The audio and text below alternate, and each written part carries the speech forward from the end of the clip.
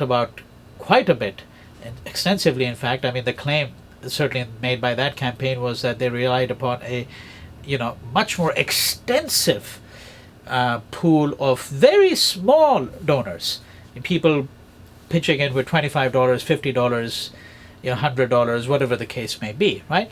So I think that the scenario that you're talking about also assumes that the old style of funding with some big time donors is still going to persist. And I think that, yeah, to some extent it will persist.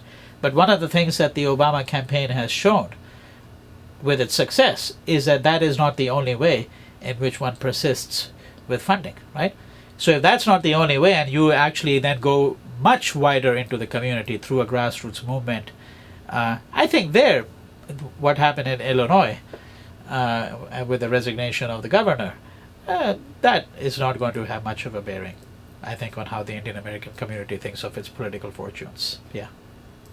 I guess my one final question would be, Professor Lal, what would you like to see with regards to political engagement on the side of the Indian American community and Indian American candidates? Well, I'd like to see quite a few things, but I mean, I'll give you a modest wish list if you want. Sure. One, I would like to see a greater engagement with minority politics in general. I should say, to be more precise, that I would like to see Indian American communities enter into arrangements with African Americans, Hispanic Americans, right? And I mention these two in particular because these two are the largest minority communities that are still in some ways at the margins, in some very precise ways at the margins, no question about it.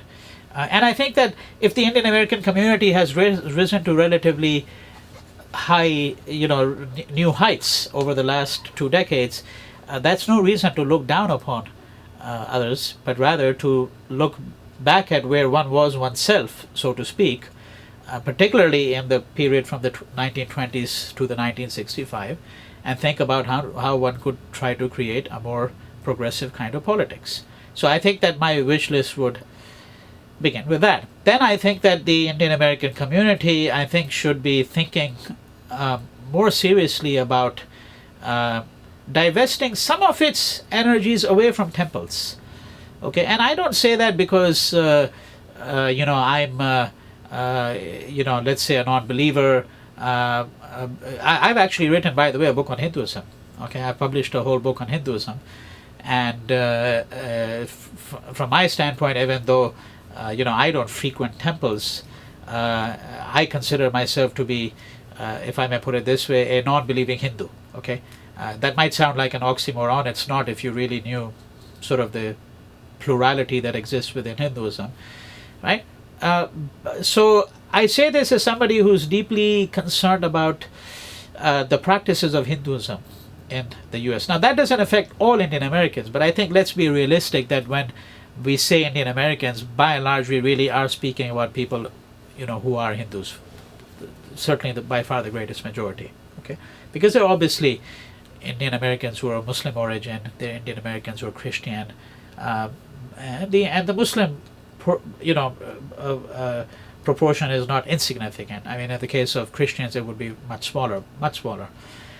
But the concern I have, therefore, is with the practices of Hinduism, the efforts made by aggressive efforts made by groups such as Hindu American Foundation, which claims that it's bringing Hindus into the political field, that Hinduism has always been grossly misrepresented in the American media. That sounds reasonable enough and noble enough that you should want to correct whatever misrepresentations might exist of Hinduism. But the trouble I have is their own conception of Hinduism is hardly adequate, in my view.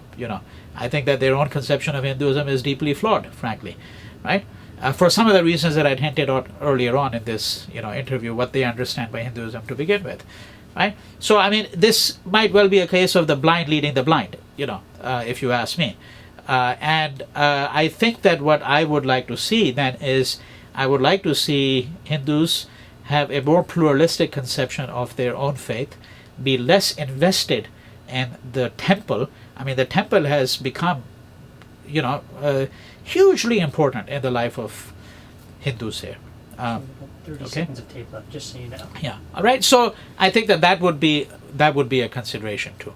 That I think that I would like to see considerable changes in how Hindus think about their own religion over here. And in general, I would say I would like to see a more humane, outlook among them. Yeah. Thank you so much, Professor. Thank you. My pleasure. Can you sign my book, Professor? Yeah. Sure. My name is spelled with A-A-R-U-N-I. That's right.